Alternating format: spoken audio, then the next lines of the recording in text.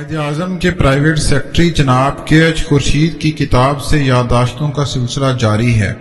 وہ کہتے ہیں، جہاں تک مسلم لیگ کی تنظیم نو کا تعلق تھا تو اس بارے میں قیام پاکستان سے پہلے بھی ہم لوگ یہ خیال کرتے تھے کہ تنظیم ایسی نہیں جیسی کہ ہونی چاہیے۔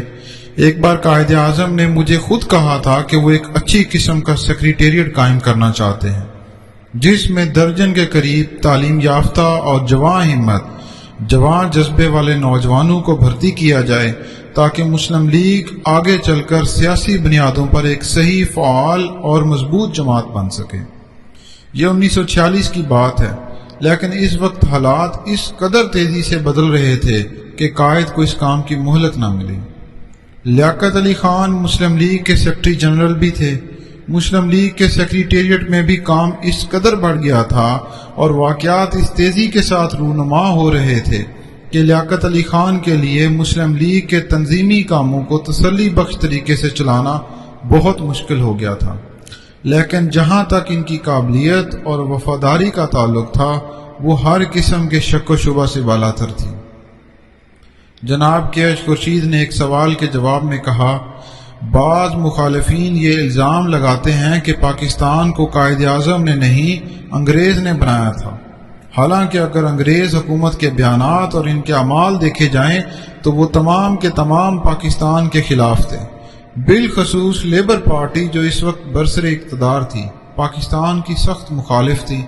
اس کے علاوہ لارڈ ویول، چرچل اور ایٹلی وغیرہ یہ تمام انگریز ہندوستان کو متحد رکھنا چاہتے تھے۔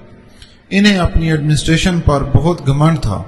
ان کا نقطہ نظر یہ تھا کہ ہم نے ایک شاندار سول سروس قائم کی ہے، عمدہ قسم کا ڈیفنس سسٹم بنایا ہے، اور اگر اتنی بڑی فورس کو توڑ دیا گیا تو نقصان ہوگا۔ ہم نے بڑا شاندار ریلوے اور نہروں کا سسٹم بنایا ہے، اور اگر اس کی تقسیم ہو گئی تو بہت نقصان ہوگا۔ یعنی وہ ایڈمنسٹریٹو قسم کے دلائل رکھتے تھے جن کا تعلق انتظامی امور اور ملکی حالات کے ساتھ تھا۔ انگریز مقامی سیاسی حالات اور مقامی لوگوں کے جذبات و احساسات کی پرواہ نہیں کرتے تھے۔ اس وقت انگریز نے ایک تھیوری بھی پیش کی، یعنی ڈیفنس ان ڈیپتھ، جس کا مطلب یہ تھا کہ اگر پاکستان بن گیا تو وہ دفاعی طور پر مستحکم نہیں رہ سکے گا کیونکہ اس میں کوئی گہرائی اور وسعت نہیں ہے۔ تاہم مسلم لیگی مسلمان بالخصوص قائد اعظم اس دلیل کے حق میں نہ تھے اور اسے لا یعنی قرار دیتے تھے۔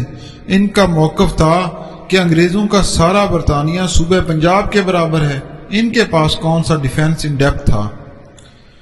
انگریزوں کو قطعی یہ بات پسند نہیں تھی کہ پاکستان علیحدہ ہو جائے۔ جیسا کہ میں نے پہلے عرض کیا، اگر قائد اعظم 1946 میں ڈائریکٹ ایکشن کی بات نہ کرتے تو شاید ہم اپنے مقصد میں کامیاب نہ ہوتے۔ اور سوچنے کی بات یہ بھی ہے کہ اگر انگریز کو یہ ملک بنانا ہوتا تو قائد اعظم کو اتنی مصیبتیں کیوں اٹھانا پڑتی؟ وہ تو پہلے ہی کہہ دیتے کہ بھائی تم پاکستان لے لو۔ انگریز نے پہلے کیبنٹ مشن پلان کیوں بنایا جس کی وجہ سے مسلم لیگ گہرے امتحان اور آزمائش میں پڑ گئی؟ میں سمجھتا ہوں کہ قائد اعظم نے اس وقت بالکل صحیح چال چلی کہ اسے پہلے قبول کر لیا۔ اس طرح کانگریس چکر میں پڑ گئی، حالانکہ کانگریس کا خیال تھا کہ قائد اعظم ضدی آدمی ہیں، وہ کیبنٹ مشن کو بھی مسترد کر دیں گے اور پھر میدان ان کے ہاتھ میں رہے گا اور وہ لوگ منمانی کرتے رہیں گے۔ مگر قائد اعظم نے مکمل غور و خوض کے بعد یہ فیصلہ کیا کہ بہتری اسی میں ہے کہ اس پلان کو قبول کر لیا جائے۔ جناب کے خورشید کہتے ہیں کہ میں آپ کو ایک اور بات بتاؤں کہ ماؤنٹ بیٹن یہاں آتے ہی دونوں ملکوں کا جوائنٹ گورنر جنرل بننے کی خواہش رکھتے تھے۔ اب اگر ایک ہی گورنر جنرل اور ایک ہی کمانڈر ان چیف رہتا تو دنیا کو کیسے پتا چلتا کہ دو ملک بنے ہیں اور پاکستان آزاد ہوا یا نہیں ہوا؟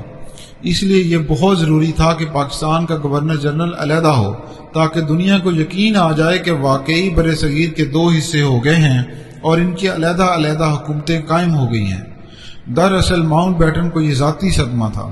میں سمجھتا ہوں کہ ماؤنٹ بیٹن کا رول کوئی اتنا زیادہ نہیں تھا کہ جس سے اتنا بڑھا چڑھا کر پیش کیا گیا۔ ماؤنٹ بیٹن تو ایک قاصد تھا جسے کہا گیا کہ تمہیں جا کر یہ پروانہ دینا ہے اور اگر وہ نہیں مانتے تو اس خطے کے دو حصے کر دینا۔ میرے خیال میں تو ماؤنٹ بیٹن ایک کھوکھلی شخصیت کا مالک تھا، اسے خام خواہ بڑھا چڑھا کر پیش کیا گیا۔ کئی مرتبہ اس نے قائد اعظم کے اس بیان کو دلیل سے پیش کیا کہ صوبوں کو بطور یونٹ رہنا چاہیے۔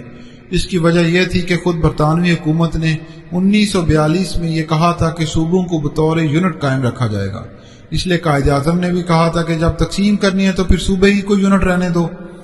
سوال یہ تھا کہ اگر تقسیم ہوتی ہے تو پھر یونٹ کون سا ہوگا، وہ صوبہ ہو، ضلع ہو یا ڈویژن ہو؟